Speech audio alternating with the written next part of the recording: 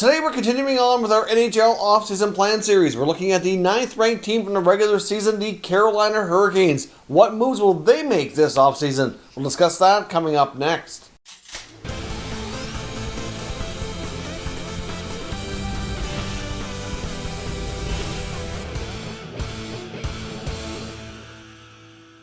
Welcome back to another video here at Top Shelf Hockey. Now, for those of you paying real close attention to follow along in this series, notice that we actually are skipping over a team. The last team we did was the 11th ranked team. Now we're jumping to number 9 because the number 10th team was the Dallas Stars, who are still playing in the Stanley Cup Playoffs. Of course, they're battling in the finals here against the Tampa Bay Lightning.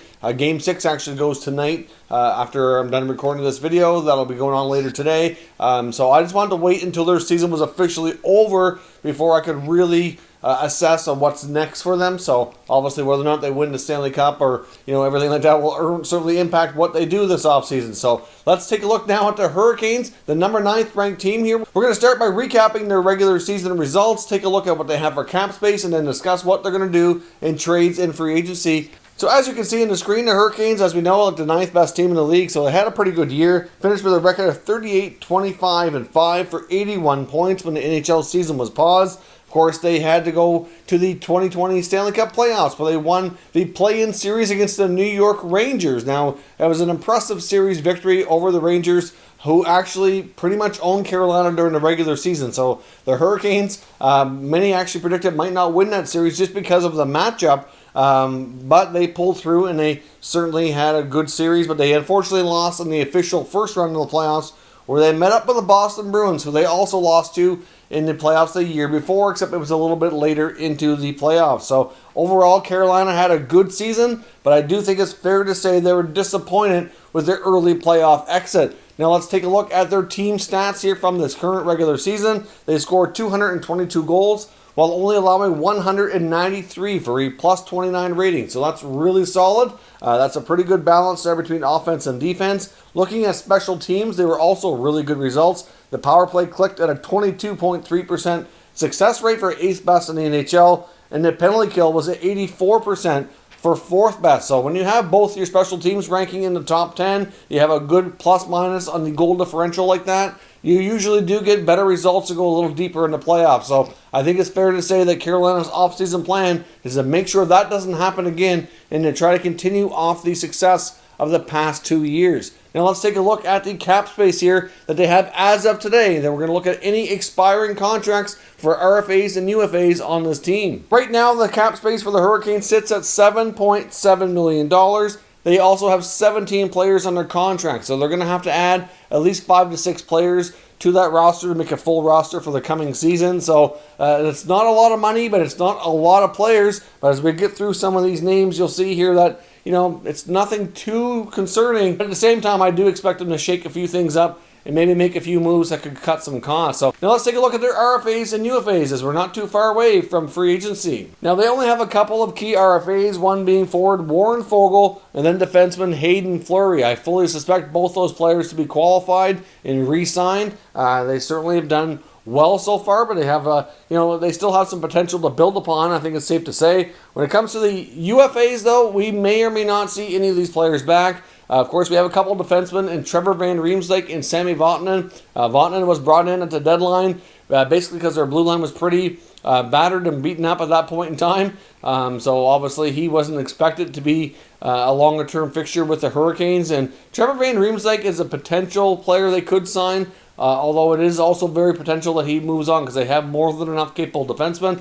And of course, there's Captain Justin Williams. Now, basically, as I mentioned in other videos, recently here talking with the Hurricanes, I think they're willing to take him back. If he wants to keep playing, they will continue to have him, but they're also starting to prepare for life without Captain Justin Williams should he decide to hang up his skates before next season. Now let's take a look at what we're calling the top burning questions for this franchise. What are the trades or free agent signings that we expect this team to make to have more of an impact to get ready for next year? Well, first up, let's talk about goaltending. There's a lot of goaltending rumors around the entire league, and the Carolina Hurricanes are certainly not exempt from that. They have Peter Mrazek as well as James Reimer.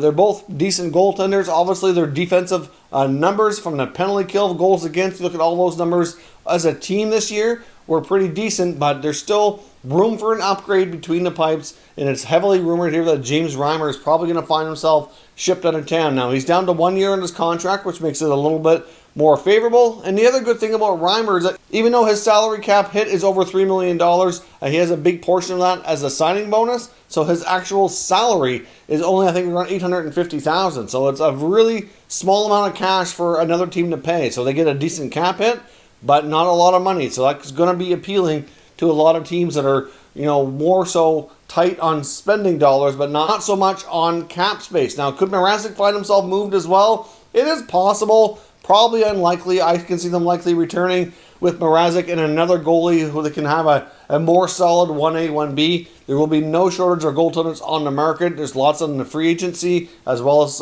many that are rumored for trade. You got Darcy Kemper out there. You've got Matt Murray. You've got Jonathan Quick's name's been up there a little bit as well. In free agency, you've got Robin Leonard, which is going to potentially result in a Marc-Andre Fleury trade if he stays in Vegas. You got Jacob Markstrom, Braden Holtby. There's, Anton Hudobin, who's still in the finals here with Dallas. There's no shortage. I mean, they could also go with Alex Nedeljkovic as well, who's, played well, put in his time more than enough, really, in the American Hockey League.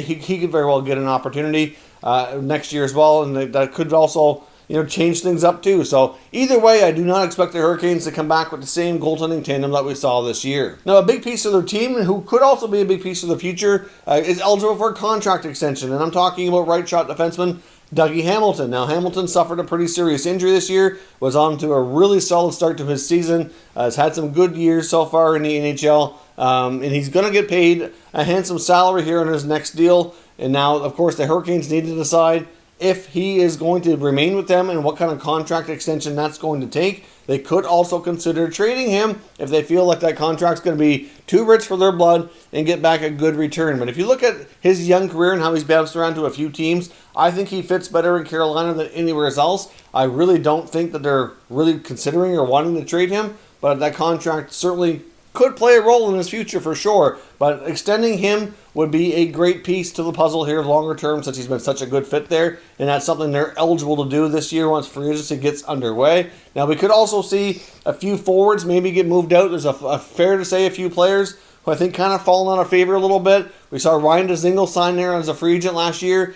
He's been a scratch at times, so I would not be shocked if he was moved along for the remainder of his contract. Even Nino Niederreiter, who was first acquired from Minnesota, had a really solid start to his time with Carolina, but then has kind of fallen off as well and find himself playing lower in the lineup. His production's been down, so I would not be completely shocked if he was moved, but at the same time, that contract's going to be a little bit trickier than a guy like Dzingel to trade, obviously, because it's more money and more term. So I wouldn't say for sure that happens, but it is something that I think Carolina would at least entertain the idea of doing. So obviously, prior to recording this video, we already seen them make one trade, and that was defenseman Joel Edmondson, who was traded and then later signed by the Montreal Canadiens. Now, it is also possible we could see them move another defenseman. They still have more than enough. You still have, like I said, Dougie Hamilton, and then, of course, you got Brett Pesce, you've got Brady Shea, you've got Jake Gardner, you've got Jacob Slavin, who's one of the top underrated defensemen in the league. You got Hayden Fleury. You got Jake Bean, who's looking for more time, who needs an NHL opportunity. So it wouldn't be shocking if another defenseman was traded. And if they do go down that road to try to add probably in the mix here for another forward in the forward group to try to create even more offense, I would say they would likely probably want to include either Jake Gardner or Brady Shea, are the most talked about players on that blue line as being potentially trade bait. So I guess we will see. But they could be a team who doesn't do a whole lot and kind of does some minor tinkering, or they could be a team who does something a little bit more substantial here and maybe packages up guys like James Reimer, one of the defensemen or forwards we talked about, to try to bring in, a big fish here to try to really help them push their offense moving forward. I would suspect that that's likely the one big move they could be looking to make. They still have guys like Andrei Svechnikov, who's becoming one of the top young players in the league. You get Sebastian Aho.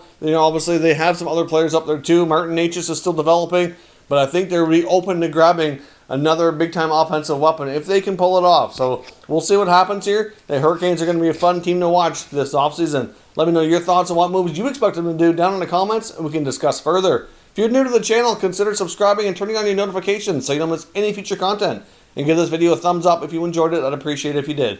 As always, thank you for watching, and I'll catch you next time.